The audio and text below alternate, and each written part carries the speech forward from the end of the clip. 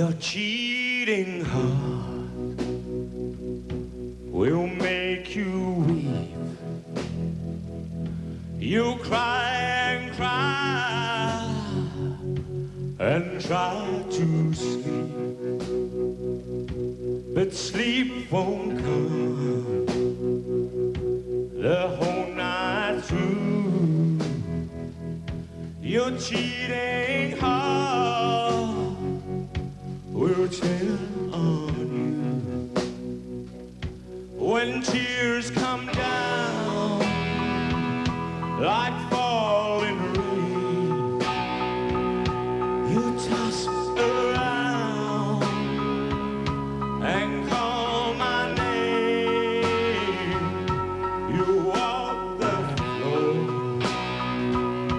the way I do. Your cheating heart will turn on you.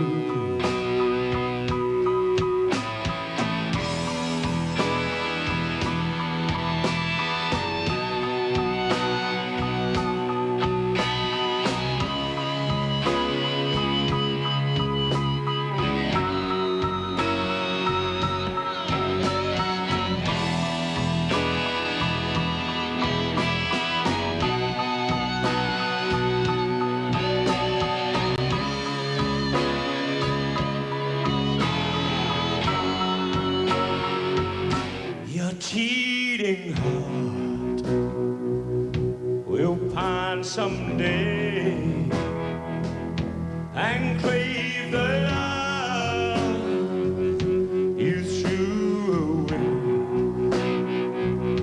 The time will come when you'll be blue. Your cheating heart will chill on you. When tears come down like falling rain, you'll toss around and call my name. You'll walk the floor the way I do. Your cheating heart will turn on you.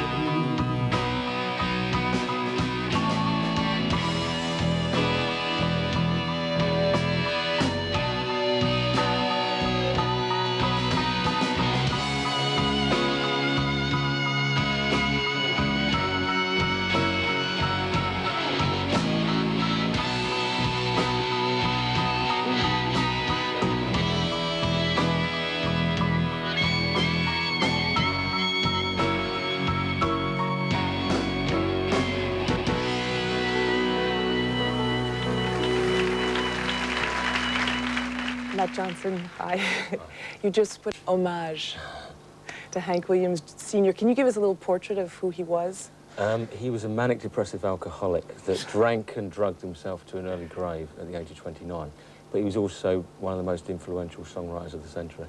So that gives a brief description of him. You're from England. How did you come across Hank Williams? I think, I mean, he died, say, 8 or 9 years before I was born. But his songs are classics, and you just forget that people actually wrote these songs. You know, they were. The first time I heard his songs, it may have been by people like Fats Domino or Johnny Cash. But it's about 5 or 6 years ago that I started to really listen to them intensely. In fact, I read a book, Your Cheating Heart, by Chet Flippo, which was the definitive biography up until this year, when a new one came out. But I found him quite compelling, you know, reading about this character. I didn't know too much about him, but after reading that book, it gave me a greater understanding of his songs. You know, subsequently, I got every recording I could find, got every lyric that he had written, and read several biographies to get a better understanding of him. And it's the simplicity of his songs that really inspired you. Yeah, very, very simple, very beautiful. And also they're about timeless themes, you know, just universal themes that are very close to people's heart. That's why I guess his songs are still very popular now. On the album, the country spirit is there, but you did decountrify the music. Yeah, I How did you emphasised go the about? blues side more because he was taught by a black street musician, a guy called Rufus Payne, who also went under the name of T-Tot, who was a blues street musician, and he's the guy that largely tutored Hank Williams on guitar. So there's more of a blues element to Hank Williams than there is to a lot of country music. And I'm quite into blues, you know, whether it's the instrumentation, I use harmonicas and organs and minor chords and sevenths and things. So I just reworked a lot of the songs completely. And you recorded live. Was that to keep the ambience of the way you might have recorded? Oh, I did it in my studio in London, and that's the way I recorded my last album. Was fairly live, and I decided to keep the same instrumentation. And yeah, you get more natural dynamics if you got a bunch of people sitting around playing together than if you do it individually. You know. What do you think about the big country wave that's going on in America? I don't really listen to much radio, but I know it's become very, very successful. But a lot of it is very mainstream. It's very MOR sounding to me. It's like country rock. I'm not a big fan of a lot of it, to be quite honest. This album, is it a Matt Johnson album or is it the album? Because No, it's all the. Because you have to explain to me how it works, because it changes sometimes the lineup, but you... Yeah, it changes constantly. I'm the only permanent member, and it just, I just bring in new people. It's like a little soccer team, you know, you just bring in new people all the time. And do you have another the album on the... Yeah, I'm working on one in New York, actually, at the moment, which should be coming out the end of this year, or beginning of next. That is all new material. More aggressive than anything I've done for a while. Is it the same musicians as on this album? Possibly, or I don't know, hopefully, yeah. You just change it. My mentality is very relaxed about it. You know, musicians come, musicians go, and I work with whoever I happen to be around at the time. But you're the mastermind.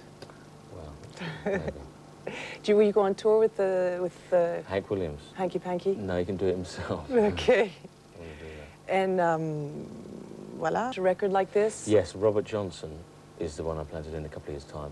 There's even more myth and legend surrounds Robert Johnson than Hank Williams. Robert Johnson died even younger, I think 26 or 27. There was all these rumours circulating and myths that he had sold his soul to the devil in exchange for this genius talent that he possessed. And he's a very distant relative of mine.